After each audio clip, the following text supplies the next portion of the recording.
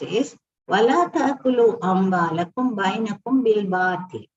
Do not consume one another's wealth by unjust means. Bil batil means in wrong ways, in unjust ways, being unjust to each other. وَتُدْلُوا بِهَا إِلَى الْحُكَّامِ لِتَأْكُلُوا فَرِيقًا مِنْ أَمْوَالِ النَّاسِ بِالْإِثْمِ وَأَنْتُمْ تَعْلَمُونَ. And Allah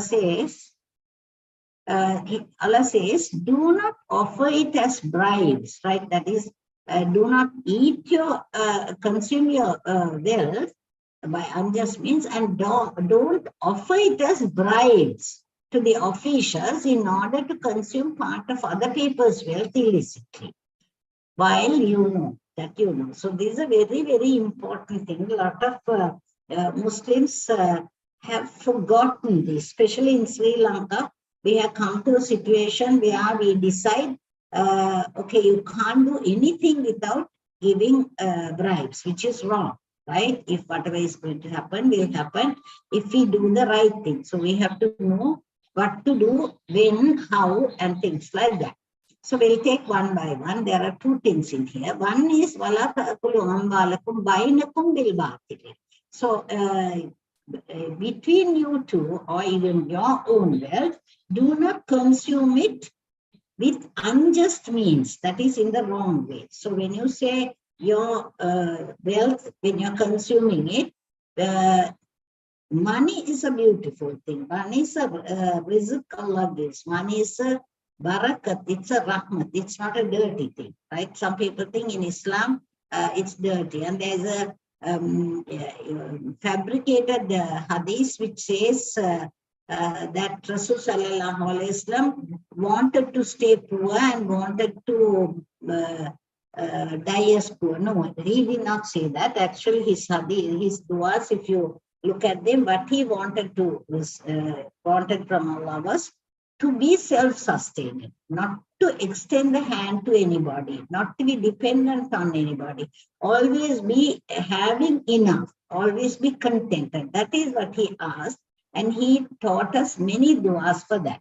So he did not ask to be poor, rather he was simple. There is a big difference between poor and being simple.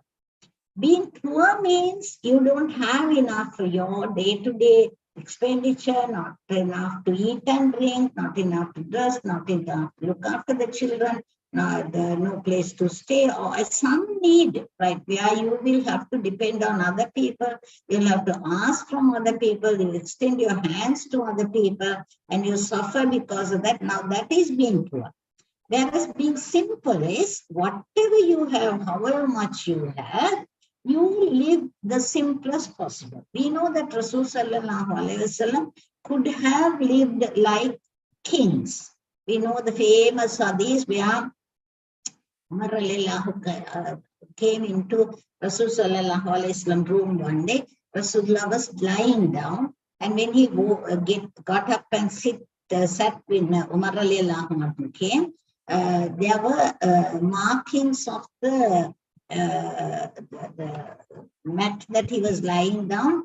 The mat was usually done by the leaves of the date palms, right? So the markings were there, and then when he saw that, when he saw that, he cried. Tears flew from his eyes, because he had been by now, he had been to various wars, and he had seen how the Romans and the Persian kings lived with huge palaces with all the comforts and things like that. Then he told Rasulullah, you can live like that if you want. Why are you suffering like this? Why do you have to wait like this? If you want, we can get you all that, because by that time, by the time this particular thing happened, the Muslims have become pretty rich. They have won over many wars, and there had been enough money around the place, and there was all the comforts was possible. But Rasul sallallahu alaihi wasallam continued to live very simply, without wanting show of things and unnecessary expenditures. The israf is spending unnecessarily and showing off and so on. He never wanted that. So he was living very simply. And then Mareena asked, you are living with this mat, which is just one line. Can I at least make this mat a little thicker by padding it with some more leaves? He said, Rasulullah said, no, no need. This is good enough for me. Whatever that I'm going to have here, I may not have in the Akhirah, though he knows that he was promised the heaven, and he knows that his sins are forgiven, and he will be the first to enter the heaven. All that he knows, but even then, he was always aware that he will lose out by being attached to the things in this world. Of course, he is Uswatun Hasana. He was the best of the example for us, and because of that, he lived the way that we are supposed to live. So, because of that, we have to follow this particular example. That is to say, 1 minute, hold on.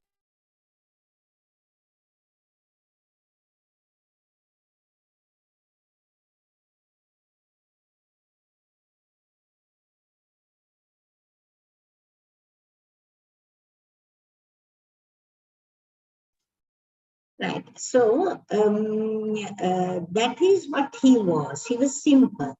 Now we call this zuhud. I think I have spoken to you all several times about it. Zuhud is you may have enough. Now, if you have a lot of money, a lot of comforts and income and things like that, that's not a bad thing, because Muslim society, we must have rich people, we must have well-to-do people who can give zakat, who can set up companies and factories and things like that, and who can build hospitals and schools and madrasas and whatever the country or the community needs. We need that. But what it means is, while being able to live very rich, showing off and having all the comforts and all, living unattached, totally unattached to any of the things, and then living in such a way that you are really looking forward to everything in the Akhirah. In the Akhirah, it will be totally a different world altogether. There won't be any hard feelings, there won't be any differences of sort of opinions of people. Everybody will be happy, everybody will be friendly, everybody will be together, everybody will be quite okay. So Rasul Sallallahu Alaihi Wasallam taught us to look for that and to desire for that, to go for that. So if you get attached to this worldly things, the next worldly things will elude you. Whereas if you get attached to the next worldly things, these worldly things will not attract you. You will be able to have everything, but still can live without being attached to them. So the beauty of that is, even if you happen to lose, even if somebody cheats you, or even if you have a bad situation where whatever you were having has been taken away from you, you would not get very upset. You would just carry on living the same way. So this is how the Sahabas and even the Imams did. It is said that Imam Malik, I probably might have told some of you this particular incident, that Imam Malik, when he started doing dawah, he was very, very poor. So he didn't have a proper building. He used to sit under the tree and teach the people. So Imam Shafi was one who studied under him, and then Imam Shafi went away to study under various different imams. Whereas Imam Malik never went out of Medina, he stayed there for good.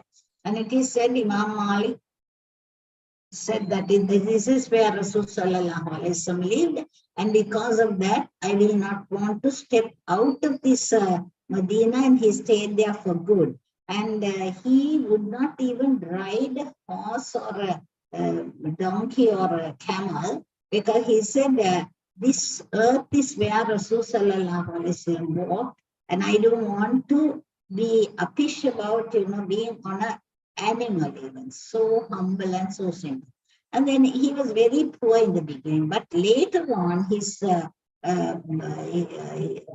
became very, very famous, and everybody used to come from all over the world around that Syria, Egypt, and all those areas, and then they used to come and stay with him, and they start to study. And at that time, they used to bring loads and loads of gifts for him.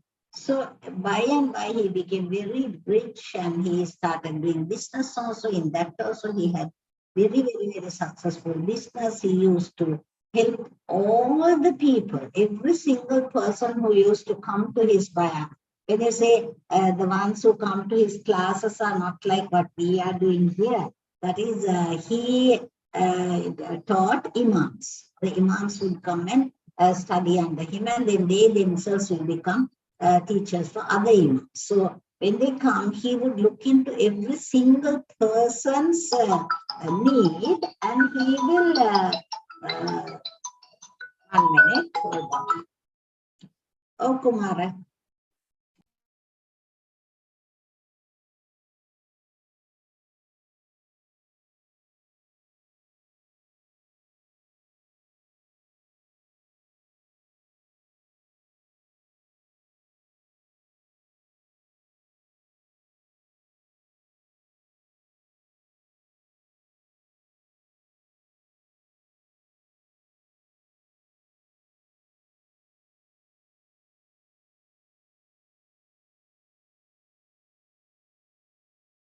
Yeah, he used to be very, very rich later on.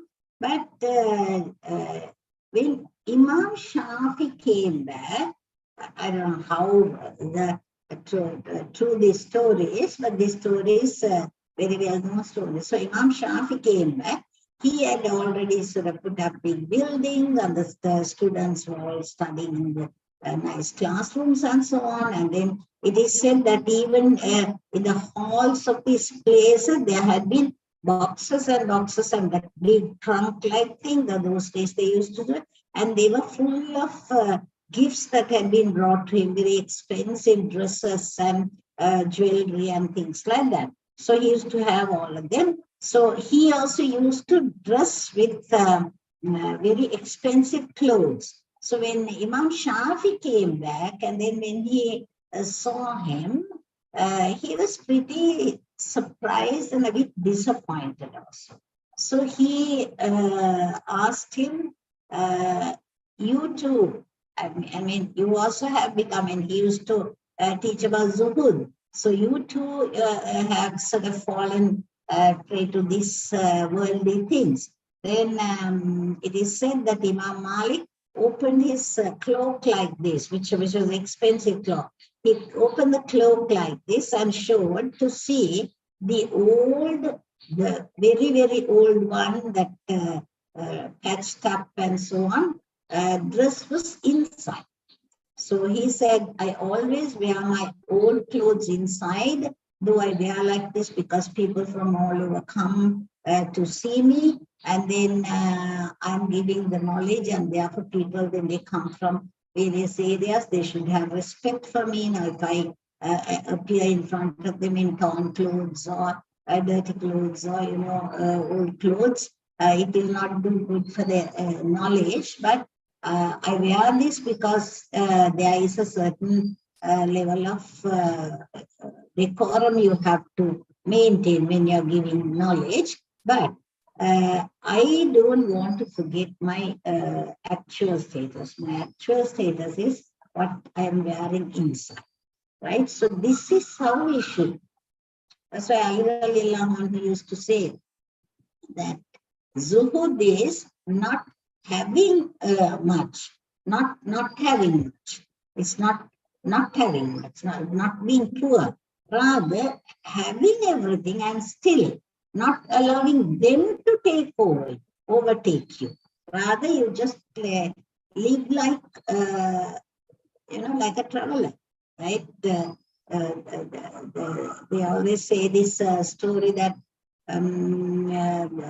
there was this woman, I think you all probably would have read, we should live in this world without getting attached to anything. So there was this lady who was traveling in a bus, and then somebody who came and sat near her and pushed her and made it very uncomfortable for her. She just moved to a side and waited. So somebody had asked, why don't you, tell that person to get away? I mean, you were seated first and you have the right. And she said, why should I? Because I'm just going to get off in after 2 stops. And during that time, what's the point in me demanding my right and making people angry and making people feel uncomfortable? No, I'm going to get off anyway. That's the way that we should live in this world.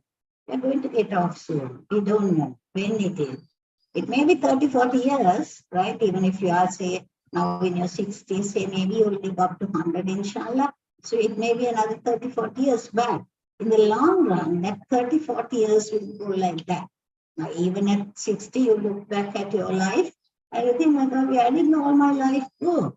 Right? It went so soon, and that's the way it will be. And we know the conversation in the Ahira, people will be discussing with each other while they are standing in the Mahashar, right? And that one day will be like 50,000 years, and they'll be standing there, and they will be conversing with each other. And personally, what is this? It's taking so long, and what we were in the world was so little. It looks like just a day that we were in the world, and the other person will say, what day we were not there for a day? It looks like an hour, only just an hour. That's how it will look in the hour.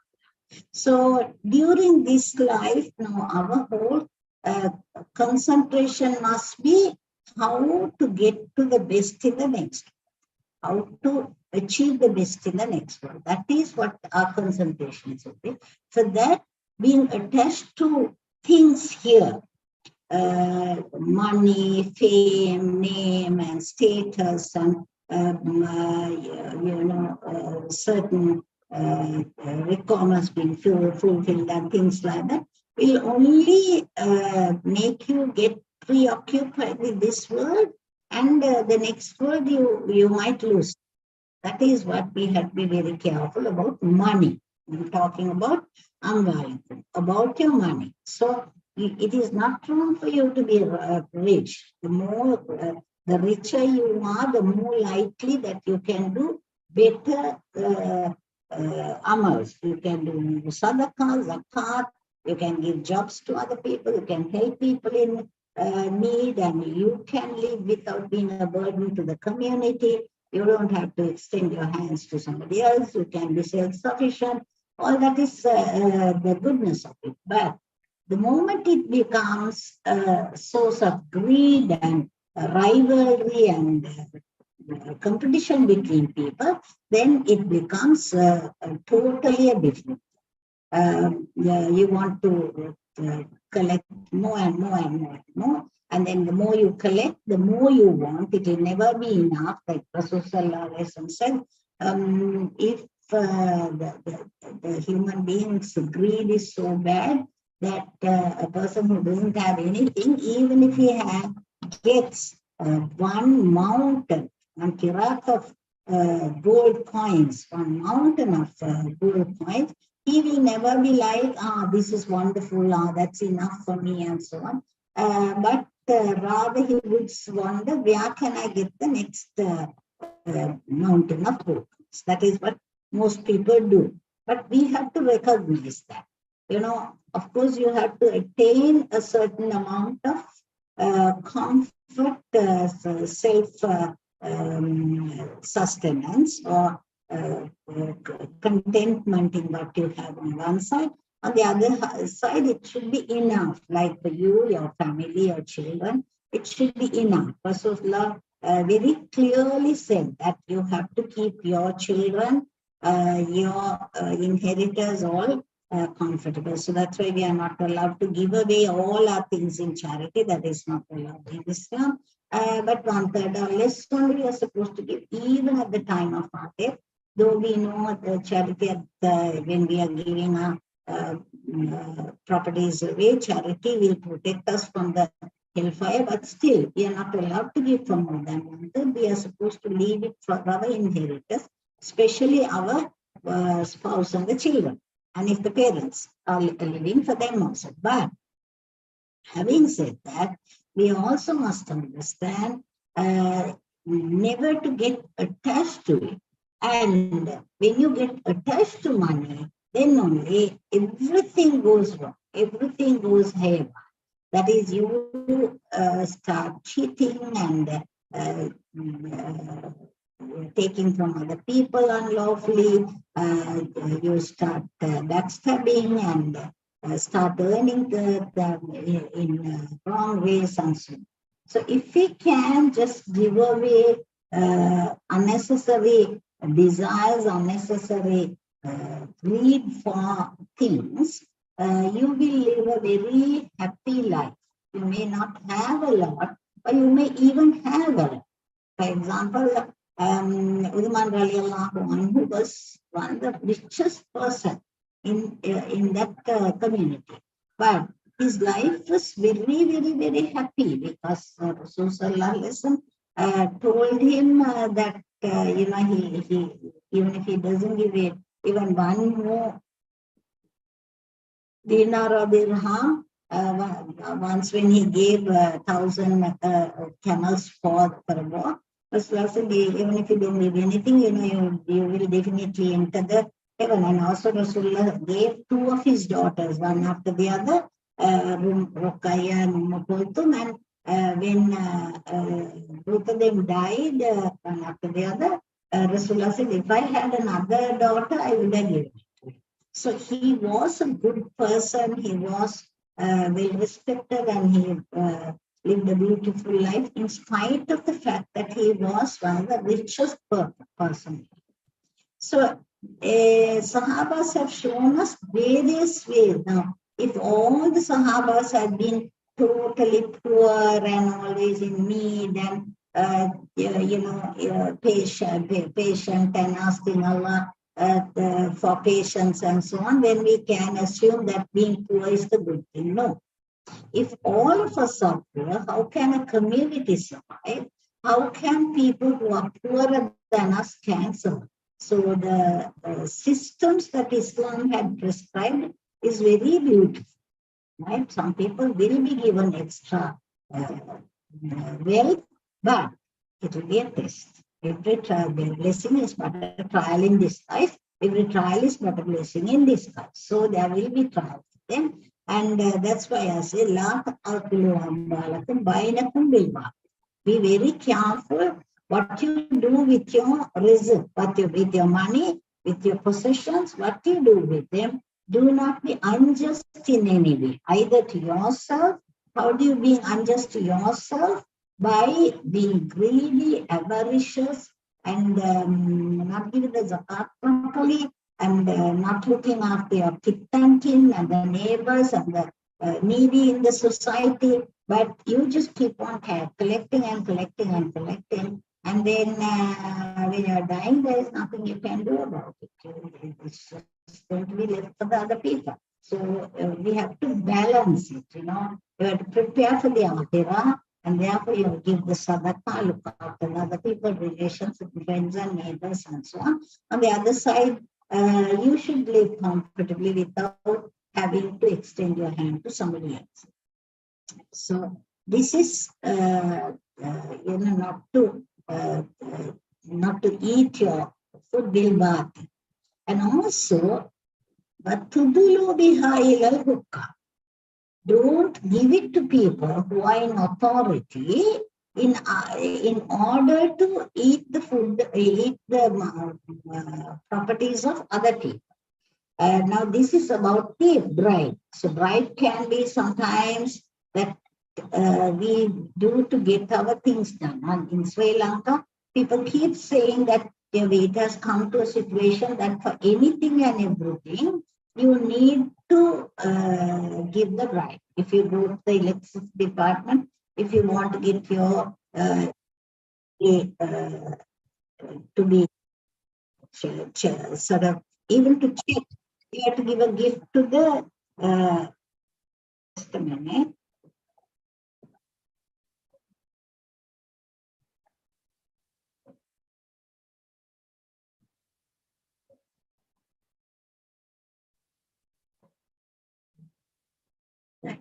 Okay, so they say so, but actually, if you can make up your mind saying you will never, never, never, ever bride. I have made it my own rule, right? Alhamdulillah, Allah had made it possible.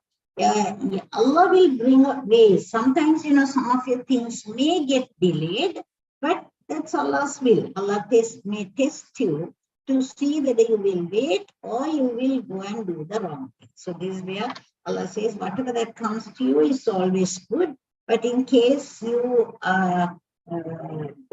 choose the wrong path, it is your hands that are earning the damage. So we have to make up our mind that I will never, ever, ever give bribes. It's very tempting sometimes to give bribes to get things done in a hurry. But what we have to understand is Islam has always said, as much as taking bribe is haram, giving is also haram. In everything, it's the same, right? When you say if anything is haram, it's not only the person who is doing it, but the person who in any sense will help them to do it, they are also equally blamed. So if you don't give, there won't be anybody to take. And if you don't take, there won't be anybody to give. So, but here now, at the moment, so community has got this vicious cycle going. Right? You give and they take, and therefore they expect, and therefore you give, and therefore they expect, and it goes on like that. But on the other hand, if you say, no, I'm not going to give whatsoever, whatever said and done, it's haram, and I'm not going to give, you'll be amazed how things are done. I'll give you just one example. When I set up Al Muslimat, we had to register Al Muslimat, and that's a pretty long process. So one of the people who are working on it did all what was necessary, and ultimately it came to a situation, it has to be presented in the parliament. And that person came and said, doctor, there is only one way you can get that done through in about, because you have to present it through one of the politicians, and you have to pay them something, right? Maybe I didn't even ask how much, right? It may have been just 15,000, or it may have been 1 or 2 lakhs. I don't know. I didn't even ask. I said, no need, right? If my organization is not registered, it's okay. Let it be. He said, then they might close it. I said, okay. If that is going to be closed down, just because I refused to give bribe, it's perfectly all right. So we ran for about 4 or 5 years without even registering, and we didn't have any problem at all. Then one day I got a call from one of the politicians, I'm talking about 20 years back. One of the politicians, I didn't even know him, I have never met him, I haven't seen him. As a politician just called me and said, Doctor, I heard that you need your organization registered. Would you like me to do that? I said, yeah, of course I would like you to do that. Why are you asking? How did you come to know? He said, yeah, I heard that you are still unregistered. It's better for you to be registered. I just thought I'll help you. And I was like, how did you come to know? He said, no, I just heard about it. Where did he hear that? Allah made it possible. This is the miracle. Everywhere, if you keep your mind saying, I will take only the right path will become easier for you. That's what Allah says, وَمَا يَتَّقِ اللَّهَ يَجْعَلْ لَهُ مَخْرَجًا وَيَرْزُقْهُ مِنْ حَيْثُ لَا يَحْتَسِبُ. Whoever who trusts in Allah, who have taqwa, that is God consciousness, loving Allah and also fearing Allah for His punishment, if you are always conscious, Allah is all the time watching me, and all the problems that is happening to me, all the trials that's happening to me is happening because Allah wanted that to happen. And because of that, it is to do the right thing.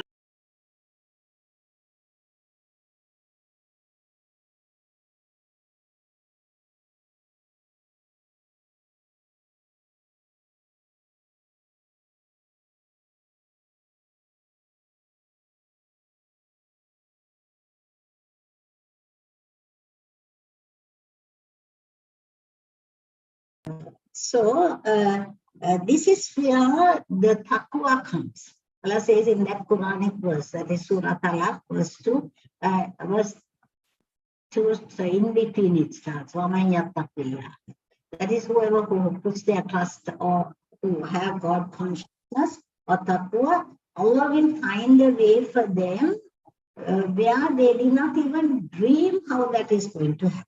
So this is what happened to me in that situation, and I can tell you 101 various different situations. I can tell you it happened. I'm not boasting, but a lot of people feel very reluctant to experiment on this. They think, oh no, if I don't do that, my things won't get done.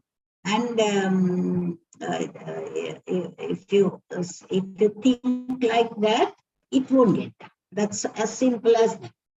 I want to put my son in DSA Naka, and they said you can say that you are living somewhere close by and so on, whereas we are in the Himalayas and Naka so far. We are not really in the vicinity. And what we when we came back from England, my husband and I decided, okay, better not tell a lie, because in which case my son's education will be based on a lie. We didn't want that to happen. So what we did was we got an appointment with Mr. Ellis, the principal, and we went and told him we have, by that time we haven't really settled down in Sri Lanka, but we had a house in Dehiwala. So we went and told him, Mr. Ellis, we'd like my son to be in this school, because that was the best one to the best school at that time. And the point is that we don't live anywhere close by him. We are living in Dehiwala, but we don't want to lie to you. We don't want to tell that we are living just around the corner. You could have given, actually one of my cousins was living very close by in Bagatala Road. We can give that one, but as we could have given that, but we don't want to do that. We just want to tell you, we want our son to be enrolled here. And guess what? We didn't even know such a law existed. Mr. Ellis said, yeah, there is allocation for people, educated people, the parents are educated, and if they have been abroad and they have come back, even if you are living far away, 1% of the students we can take from them. And since you're falling into that category, we'll enroll your son. Subhanallah. Wallahi. Actually, I was thinking at that time I was not that knowledgeable. I just got into Islam, and I just learned a little bit of Islam in England, and we have just returned to Sri Lanka because we wanted to start his education in Sri Lanka.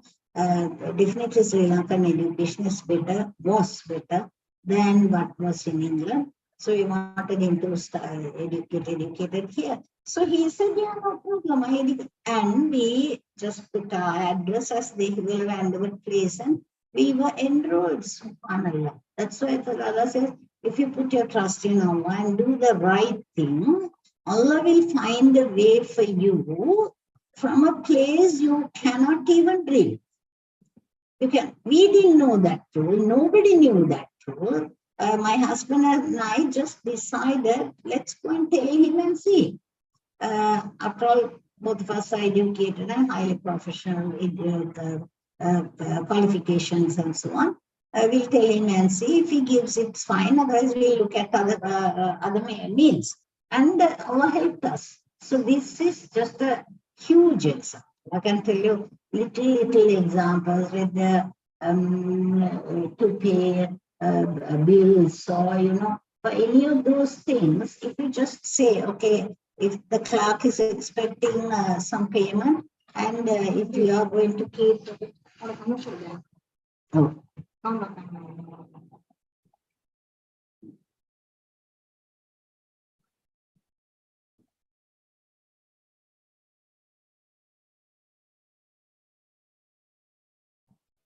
Yes, sir. Keep the phone. Yeah, but if the lights go off, bring it back.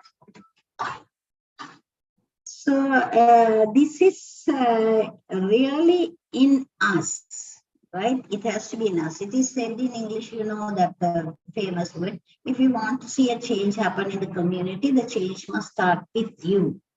So as long as you decide, I'm going to do the right thing. I'm not going to lie. I'm not going to cheat. I'm not going to bribe. I'm not going to give anything under the table. Just, okay, if it comes through, Alhamdulillah. If it doesn't come through, Alhamdulillah. There must be something good. If it doesn't come through, because you refuse to give bribe, so much the better. But there's another clause also in Islam. We have to understand that also. Suppose you want something done officially or otherwise or whatever, and after things getting done, without telling the person who's doing it that you will be getting a gift. If you tell that, that becomes pride. Whereas you don't tell them at all, and once it is done, you can always give them a gift. That is, of course, allowed in Islam. But it is not to make them feel, okay, if I do that, I will be getting that, then it becomes a bribe. So bribe is a huge subject that we all totally neglect. And we always have this excuse what to do. What to do is what Allah had wanted us to do. So if we decide, I'll do what Allah wants me to do. Whatever that I have to get, I'll get it because Allah had already written my result for me.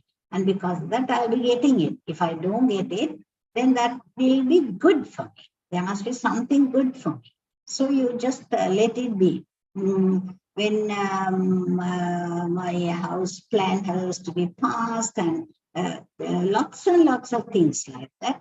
In every one of them, we have been very strong. My husband is also very strong. That no bribes. We don't give any bribes at all. Many a time people have come and ask, saying, if you do this, you can do this. You will get it. You will be. It'll be easy sailing for us. No need. But whatever that's happening is fine. So it is for us, for you personally. You have to, when you say it's for us, it's really, you must think it's for me. Me to stick to this Quranic verse where you don't say tudulu biha ilal hukami. You do not offer anything to any officials. Hukam is really the ones who are in authority. In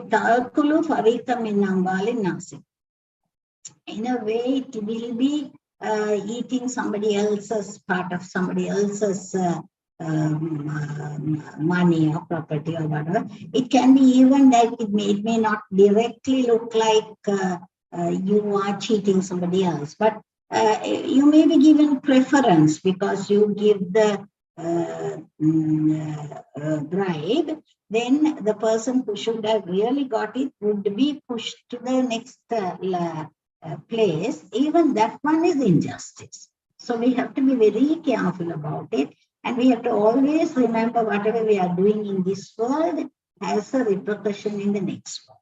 So it's better to be sad or deprived in this world rather than in the next world. May Allah protect us. May Allah make it easy for us.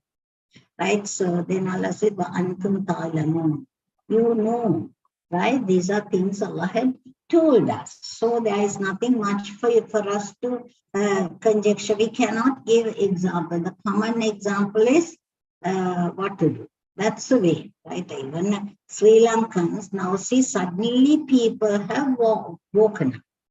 But how come the people were not woken up all these years from 1950, especially they say from 1975 or so, only the real rot set in, where the politicians started cheating.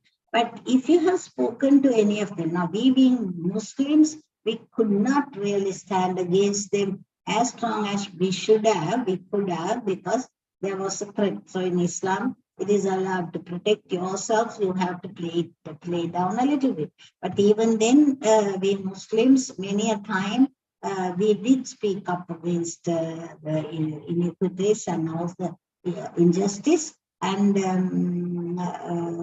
it did pay off.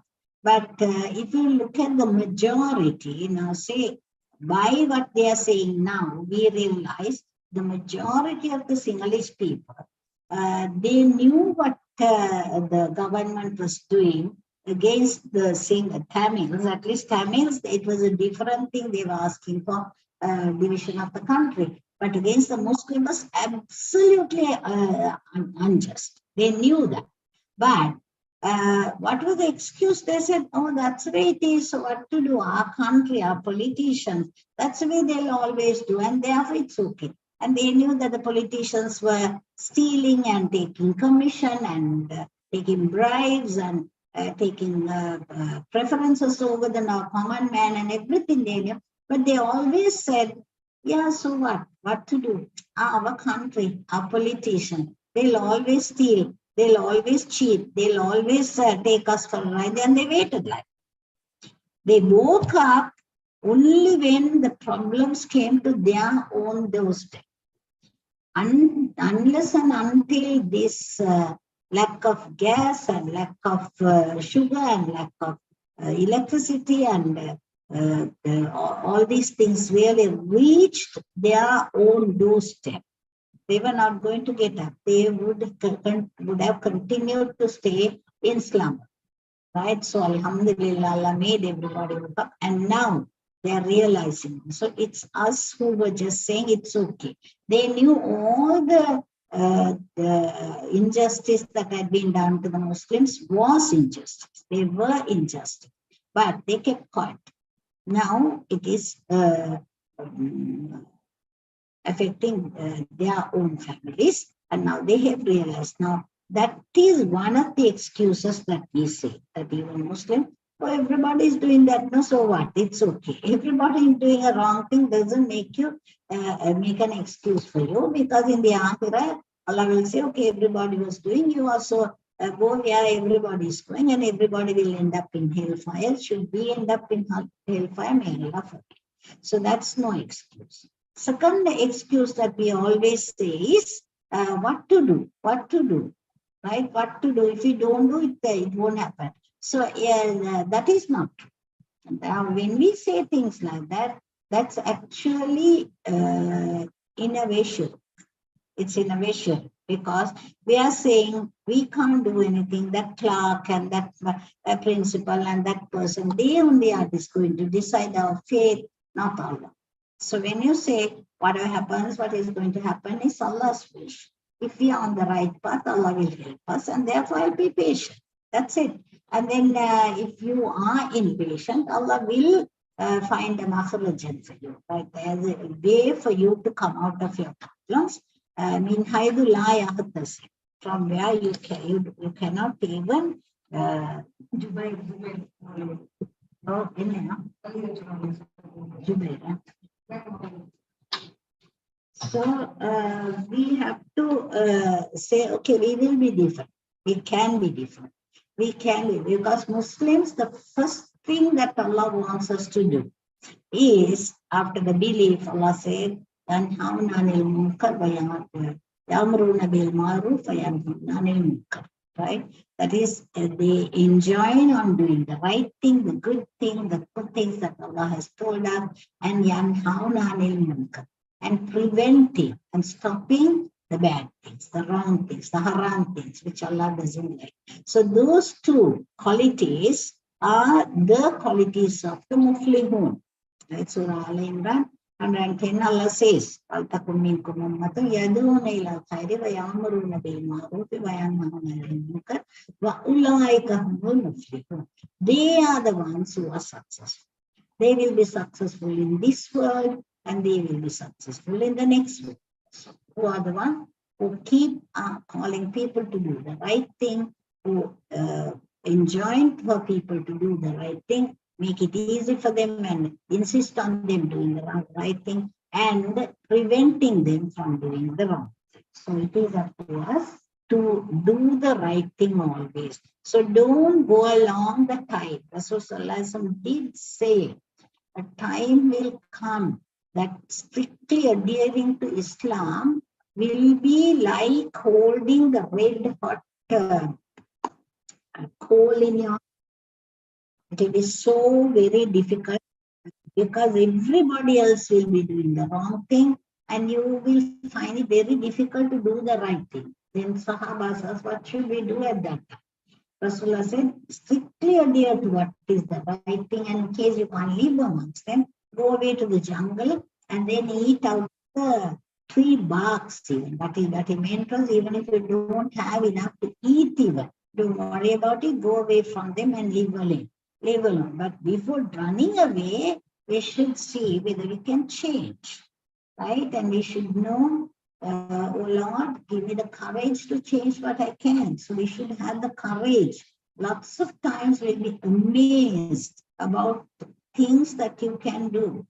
I remember when I was, soon after coming from England, I used to drive around in my car and I used to get very, very, very irritated because at that time the politicians, everybody used to have about 20 convoys behind them. The bike fellows will come on the side and the police and everybody will be coming and they will shoo us like, go.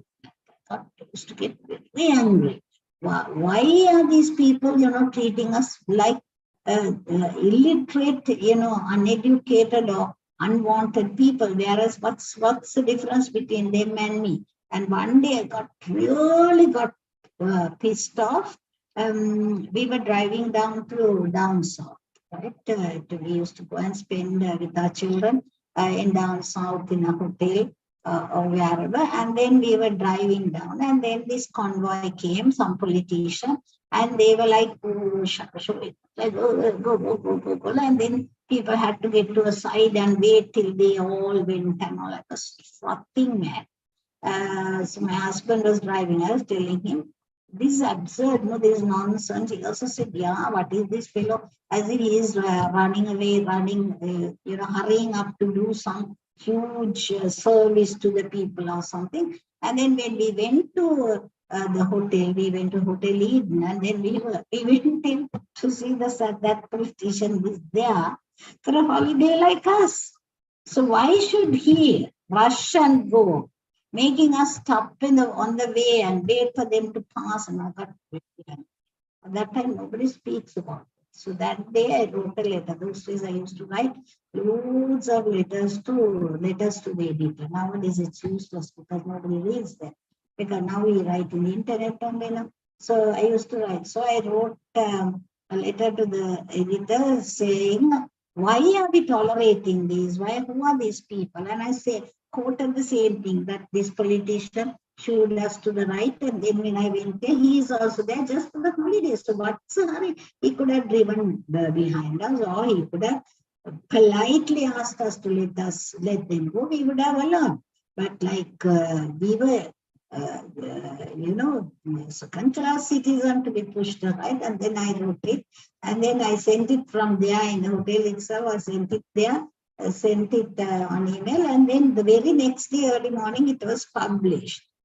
Early morning, by about 6 o'clock, I'm getting a call from somebody whom I know. He said, "Doctor, be very careful. I don't know whether somebody will come and shoot you or kidnap you or do whatever." I said, "Yeah, it's going to happen. It's going to happen because Allah is there. But somebody has to do this. Somebody has to tell this is stupid, right?" And guess what?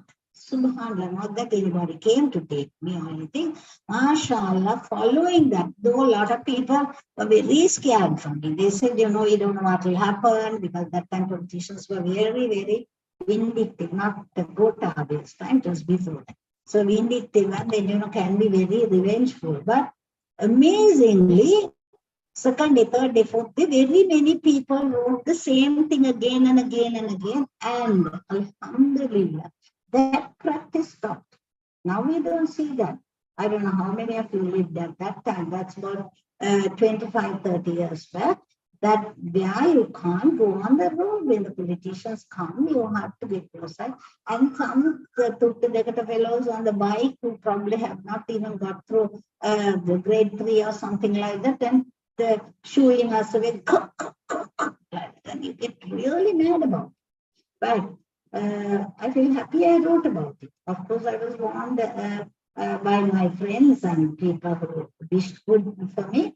I said, it's okay, you know, so there's time. So sometimes, of course, you have to. Okay.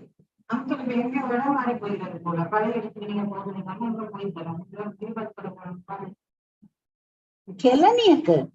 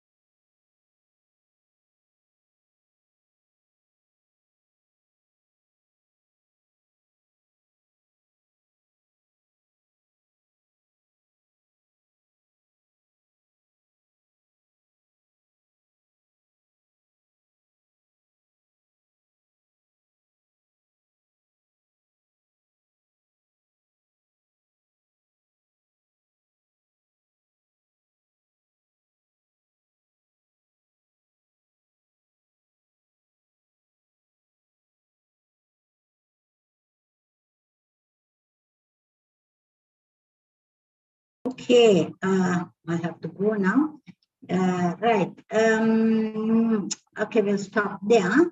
So, is there any questions anybody wants to ask? There is only 4 of you are here now by the time we started with it. So, do you all really want to continue this class, or should we cancel this class? Because very few people come for this, unlike the Tamil one.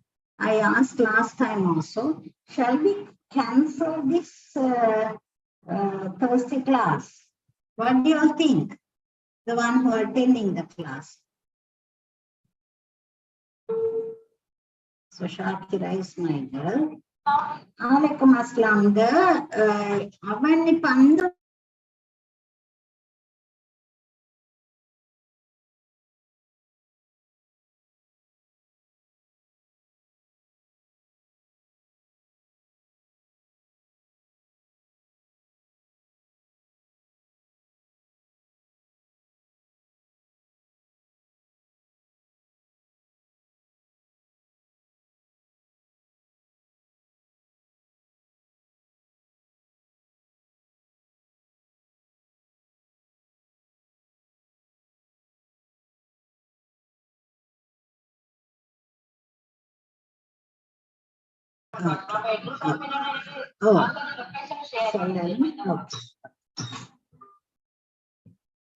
Okay, so what do y'all think?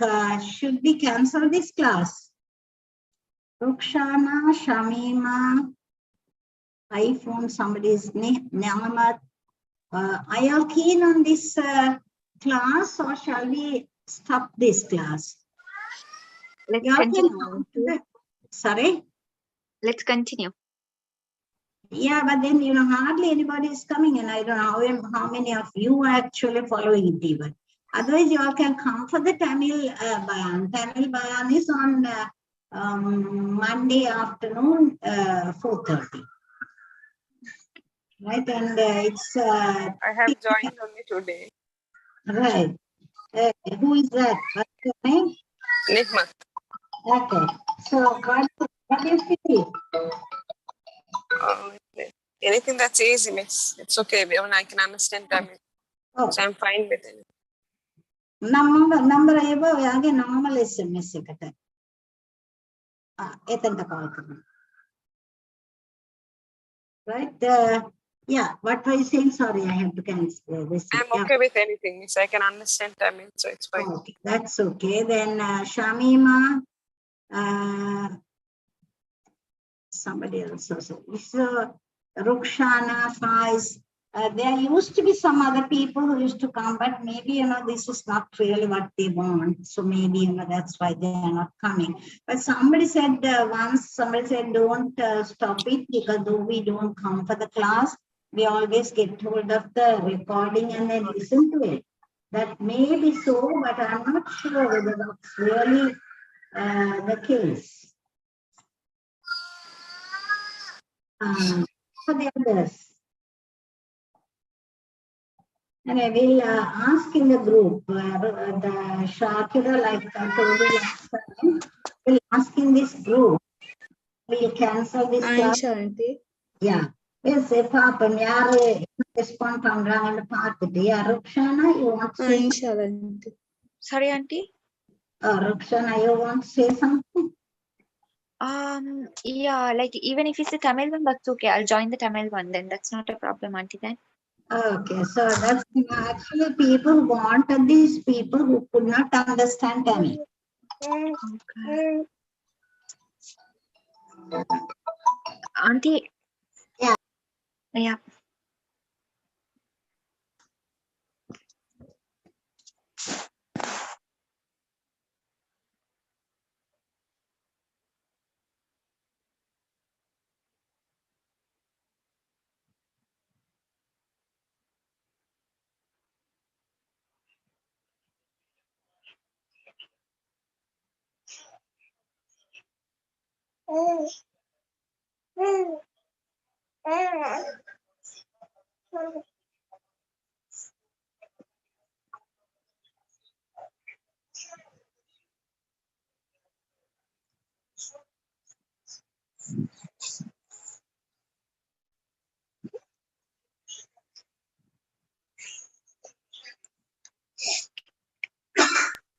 Yeah, we'll check with other people also. And in case people are on that, you can know this. Otherwise, you all can join the Tamil one. Last time I wanted to cancel because there were only 10 people. And then those 10 people used to come regularly. Today also the 10 was there in the beginning, but out of that 10 means 2 of us are from the administrator. So then by and by, if they are leaving, so no, I shouldn't be spending my time on this unless, but even if one person wants to and they think it is useful, I don't mind doing the class. So it's up to you people to decide. Okay. Okay, auntie. Auntie, I have a question in the 188th verse. Like, is there a specific reason for the revelation of that verse? Like, there are sababul nuzuls, right? Actually, I haven't really checked on that. Okay. Right? I must check on that. If there is anything, I will let me check on that. I can immediately check it. These are very easy nowadays. You can check. When you are looking at the Quranic this one, you can always find the Thafseer in the 188. Yeah, the Ibn Qadir Thafseer on your phone very easily. Okay. So in that there is Auntie, can you repeat the Thafseer name? Ibn Qadir. Ibn Qasir. Okay. So it says the ayah is about the indebted person when there is no evidence of the loan. So it denies taking the loan and the case goes to the authorities, even though this thing.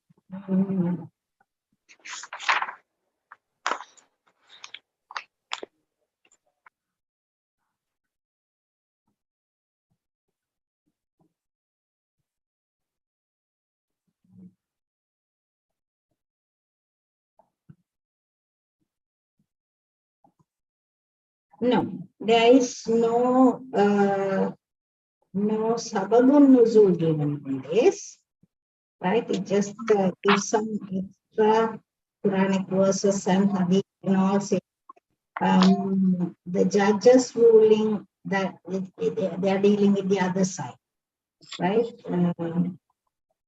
It says Rasulullah saying, "I'm only human. I will decide according to what you people present to me." That one they are saying, you know that this one, right? But it doesn't say any specific sababun also. Right now, I have told you all. Now it's a very good aptitude this thing. Now look at this second line, right? You have the Quran. Right now that says Al-Quran. That's the name of the thing, the green thing. Can you see that? Yes, Yes. Yeah. So if you get it downloaded onto your this one, every word, the Arabic meaning and the root verb, all that will also come. And also it has various kirat by different people, and also the tafsir also is there. So any word you want to check the tafsir, it's there in, just at the tip of the finger, you can find it. Right, so it's good to have it. Now, I have done all this in to the Tamil class. So when I'm doing the Tamil here, I have gone through detail the Ibn Qadir Tafsir and all.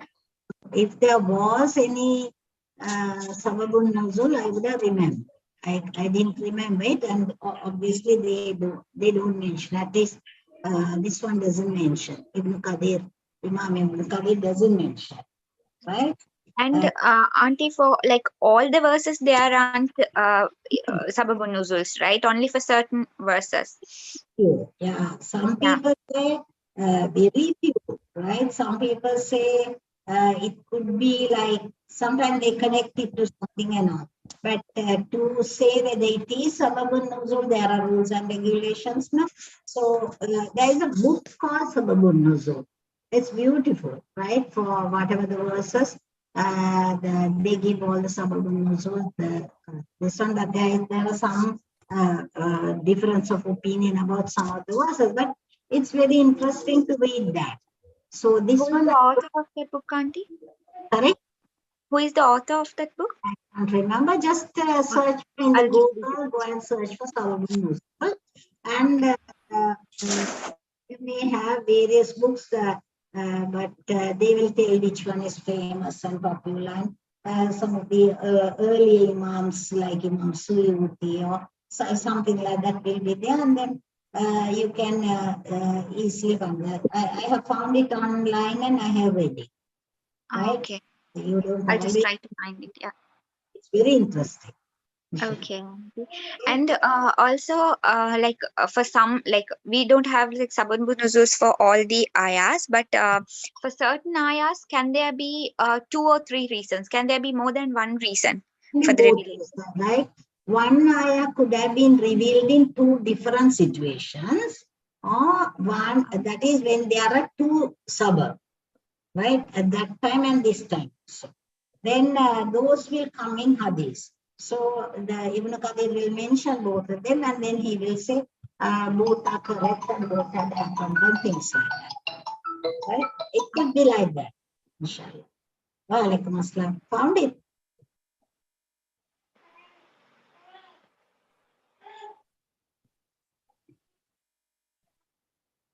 கொஞ்சம் இருங்க, நான் phone பண்ணி நான் கால் எடுத்து அவங்களுக்கு address சொல்றேன். Okay okay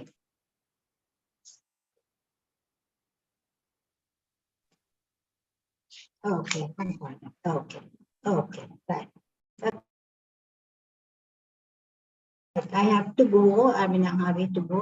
So I'll answer your questions in the next class, maybe, inshallah. Okay. Aunty.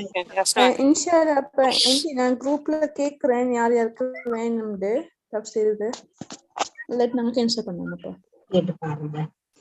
இன்ஷால்லா anti.